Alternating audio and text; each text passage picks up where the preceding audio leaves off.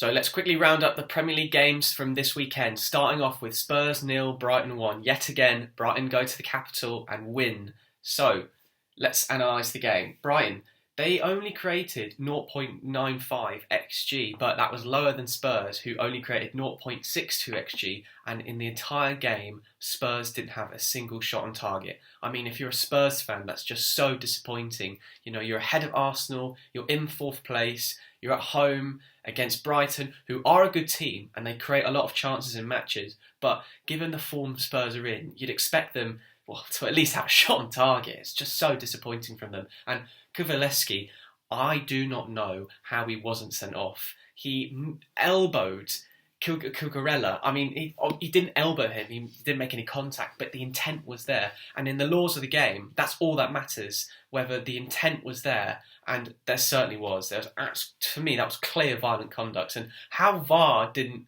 think that was a red card, I do not know. I mean, he was booked, but that's almost worse. The fact that VAR thought that was only a yellow card and not a straight red.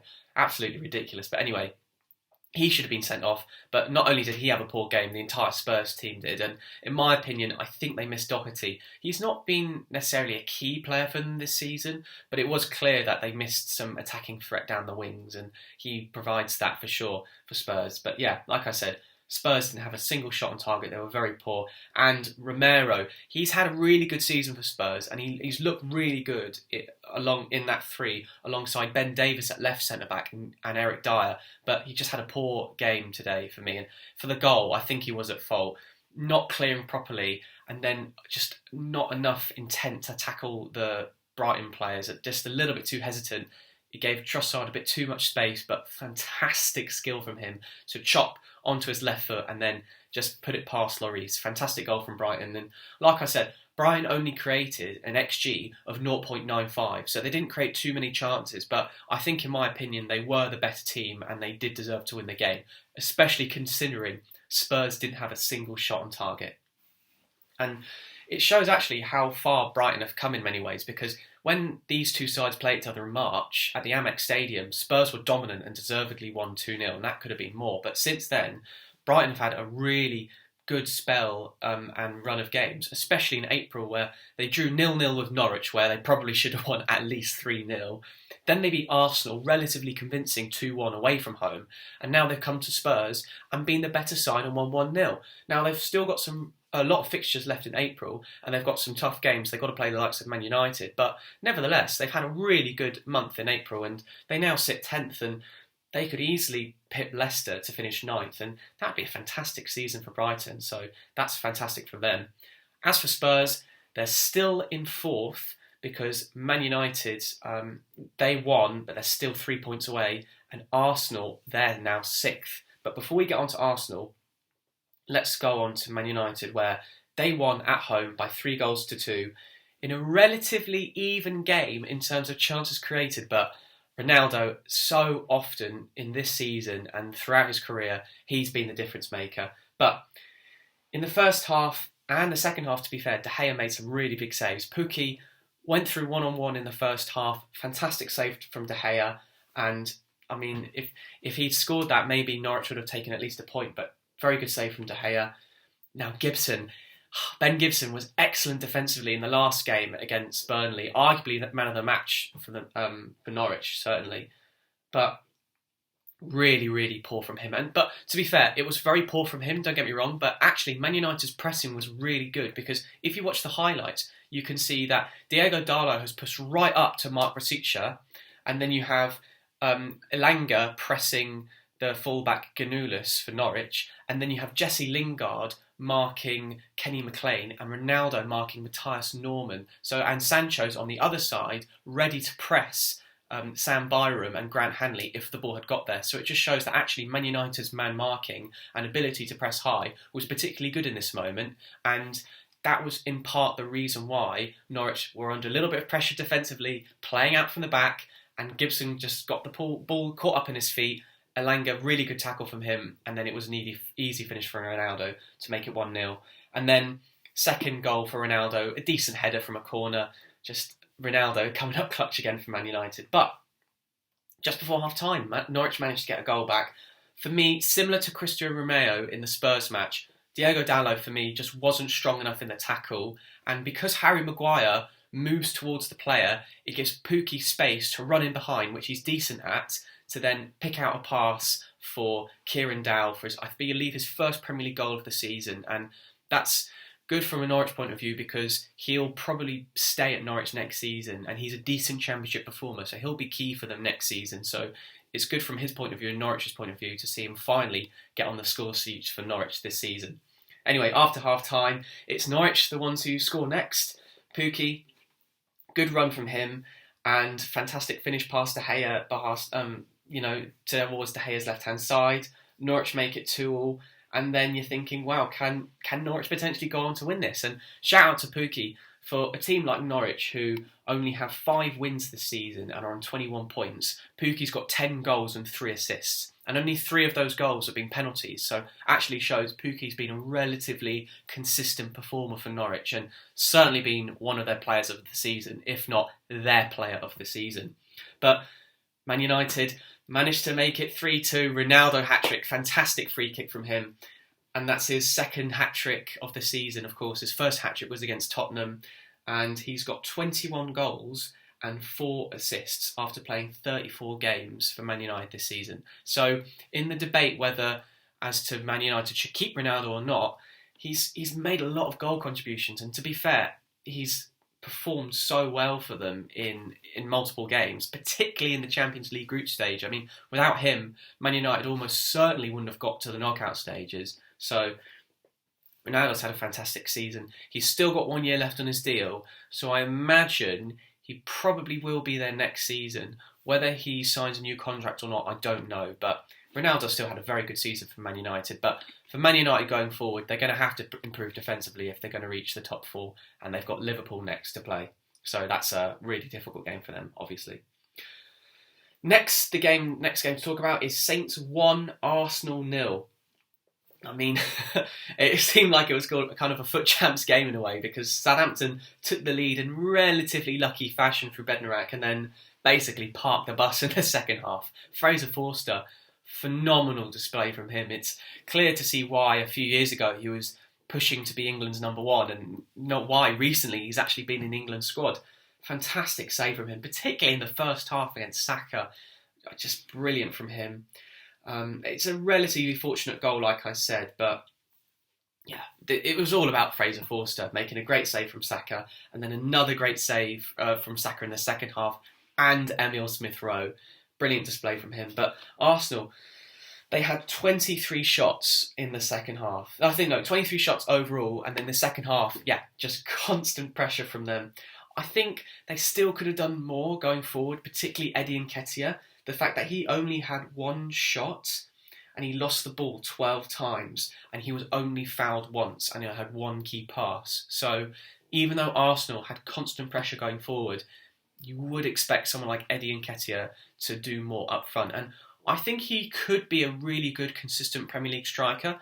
But for a club like Arsenal, that are a big club and do demand big expectations, I'm not sure at the moment in his career right now that he's good enough to lead the line for Arsenal or certainly be even maybe a second choice or third choice striker. I think from his point of view, and to be fair, Arsenal's point of view, it would be best for both parties if he perhaps moved on at the end of the season to get consistent game time at a Premier League club. But in terms of league position, like I said earlier, when talking about the Spurs game, that leaves Arsenal in 6th spot, but they've got a game in hand over Man United and Spurs. I will probably do a video later on about the run-in for the top 4, but just a quick assessment, Man United and Arsenal arguably have the harder fixtures, so it's going to be very difficult for both of them to get into the top 4, especially given that Spurs have 3 more points than both those teams. Next, West Ham 1, Burnley 1. First of all, horrific injury from Westwood. It seemed like he injured his ankle after 30 minutes and that will almost certainly be him out for the season. And he's been a really consistent performer for Burnley, and generally speaking, when he's been out of the team, Burnley have a lower win percentage. So it's going to be even harder for Burnley to stay up with Westwood out now, probably for the foreseeable future. But Amazing save from Pope, similar to the Southampton game where it was the Fraser Forster show. This was really the Nick Pope show. Fantastic save from Bowen in the second half, and then again in the second half, brilliant from Pope. It's clear why he still should be in the England setup, really. Even though he's not the best at passing out from the back, similar to Fraser Forster, Pope's just excellent at shot stopping, and he definitely showed that today. But Burnley, they were the ones that took the lead. Rodriguez hit the crossbar, but then Weghorst managed to leap and put it in the goal to make it 1-0. And then Burnley should have been 2-0 up. It was from a West Ham corner. It was poor from Ben Johnson. If you're the last defender, I mean, he doesn't need me to tell him this, but if you're the last defender, last man in defence, especially from a corner like that, you just clear it out. You know, if you're not sure, if in doubt, clear it out. And in that case, he really should have just hoofed it long. But instead, the ball seemed to kind of get caught under his feet, and then that gave Burnley possession. Cornet went through one-on-one, and it was a penalty. Fabianski definitely took out Cornet. And it wasn't the best penalty. I could see what Cornet was doing, trying to do a dummy and then waiting for Fabianski to move. And Cornet did put it in the right spot, but it was well wide. And that allowed West Ham to get back into the game. And yet again, West Ham score from a set piece. They've just been so dominant from corners and free kicks, and Souček managed to get on the end of it, and then after that it was one-way traffic and Burnley were just hanging on for a point. And in the end, I think it's a really decent point for Burnley. You know, after what's happened off the pitch with Sean Dyche leaving after 10 years in charge at Burnley, it would have been really easy for the Burnley players to drop their heads, feel sorry for themselves and collapse, especially against a really good West Ham team. But they showed really good effort, particularly Weghorst, particularly McNeil and Tarkowski. Obviously, you've got some players potentially playing for moves away, the likes of Tarkowski and maybe McNeil, but I think Burnley are a better team when McNeil is in the side, and it's a good point for them. They're 3 points away from Everton, but they've played a game more. But they're definitely still in the hunt to stay up. They play Southampton next to home, which is a difficult game, but from a Burnley fan's point of view, you're thinking that they have to win that game, really, in order to have a good chance of staying up. But they've still given themselves a fighting chance of staying up for sure. As for West Ham, I think it's a decent point. They weren't particularly amazing, but they didn't lose. They scored at home in the Premier League yet again, I think for the 18th consecutive game, which is really, really impressive. And the fact they've played a game more than Wolves, but have 3 points more, and Wolves actually have really difficult fixtures. I think Wolves have to play Man City, Liverpool and Chelsea and Man United. So West Ham have got a great chance of finishing 7th or even higher. So it's still been a fantastic season for West Ham, and they've probably got one eye on their European journey when they play Frankfurt. Next game, Newcastle 2, Leicester 1. The XG on this one was crazy. Newcastle, according to Infogol, when I mention XG stats, I always use Infogol. Newcastle created an XG of 2.28. Leicester, only 0.60 XG. Nothing too much of note in the first half, but Joel Linton's shot in the box. Clear demonstration of why he's a much better box-to-box midfielder than a striker, which it seemed like he was initially signed to be a £40 million striker. But other than that, you had also, obviously, Leicester's goal. You had Leicester's goal in the first half. Really good set-piece move. And it was nice to see Leicester score from a set-piece, given that they've been so bad at defending set-pieces. Unfortunately, that trend continued. But for now, we can talk about Leicester's really good set-piece move, which was laid off to Ademola Lookman, and a good finish from him. Maybe Dubravka should have done better, but to be fair, it was a very low, powerful shot, and there were a number of Newcastle players and defenders in the way of Dubravka, so it would have been hard for him to save that. But Lookman, that's his third goal in a row. Is he finally now showing decent form? It seemed like for years there's been a promise of amazing form and display from Lookman. Is he finally showing that now? Third consecutive goal from him. Fair play. But not too much happened in the second half. Oh no, of course, you had Newcastle equalising the first half. Sorry, yeah.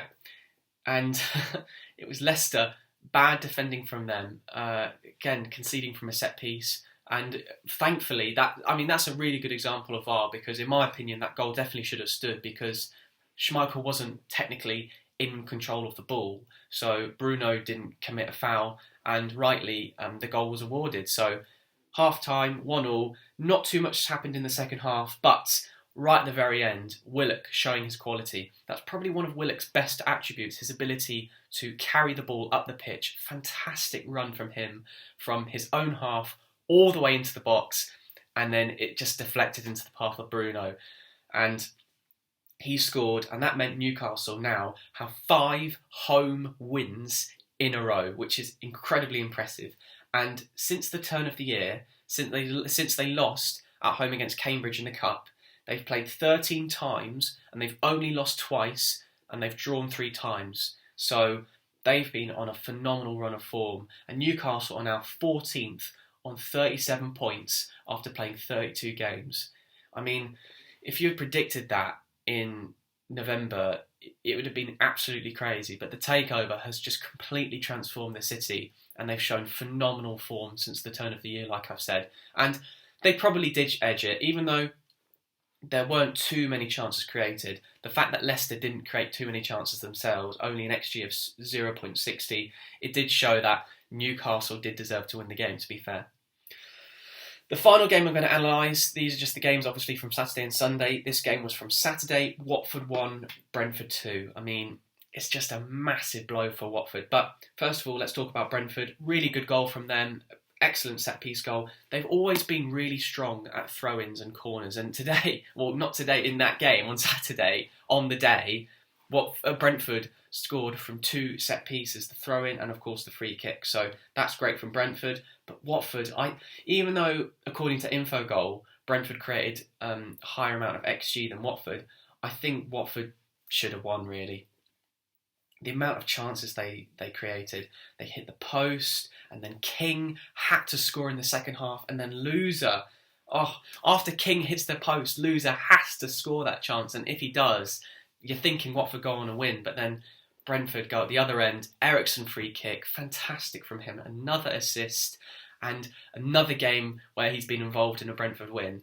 That's now 5 starts Ericsson has made for Brentford, and 5 wins he's been involved in. And like I said in the previous video, the one game Ericsson didn't start was away against Leicester, and Brentford lost. So just enormously highlights the impact Ericsson has had on this Brentford team. But I say Ericsson's had a great impact on the Brentford team, and Brentford had a high XG, but Watford definitely should have won this game. They created a good amount of chances, and at 1-1, you're thinking, can they do more? And to be fair, you look at the bench, only King really has an option to come on as a substitute to potentially change the game for Watford, and it now leaves Watford on 22 points with only 6 games left, and they're 6 points away from Everton.